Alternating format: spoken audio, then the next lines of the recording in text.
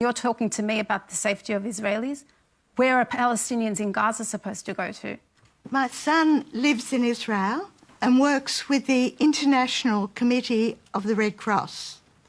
When the Hamas missiles were being fired at Tel Aviv, he was messaging us that he and his wife were okay in their tiny, safe room. His dog was totally distressed. Why is the suffering of innocent Israeli civilians being attacked and the Hamas being ignored? I'm so happy that your son has a safe house to go to. If only Gazans had the opportunity to escape the most densely populated place in the entire world, and it's been under a blockade by Israel for 14 years, cut off from the rest of Palestine. It got absolutely no freedom of movement. And so when you have a military power backed and funded by the US, $3.8 billion a year, you have the state-of-the-art advanced weapons dropping bombs on civilians, and you're talking to me about the safety of Israelis? Where are Palestinians in Gaza supposed to go to?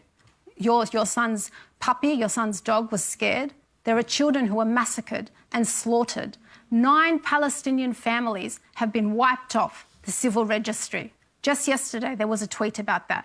9 Palestinian families no longer exist, obliterated. And you're talking to me about Israeli safety?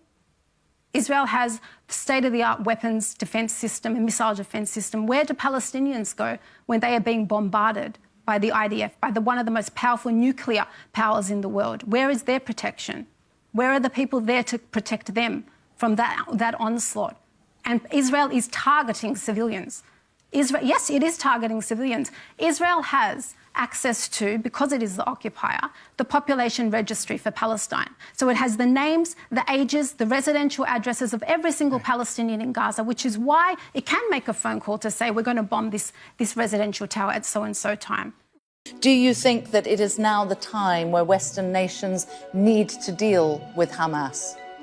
Well, I think it's about time for the Western nations to stop the unconditional support, both moral and financial, and in fact political, to Israel. The issue, once again, it's not about Hamas. This reductionist approach of reducing the struggle of the Palestinian people since 1948 to only Hamas is very problematic. Hamas was only founded in 1984. There were decades of suffering before Hamas ever existed.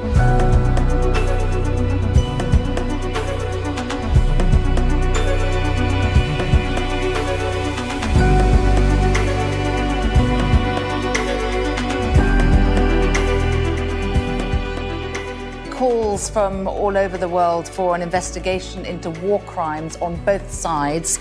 The United States says any war crimes investigation will imperil the ceasefire. What do you think?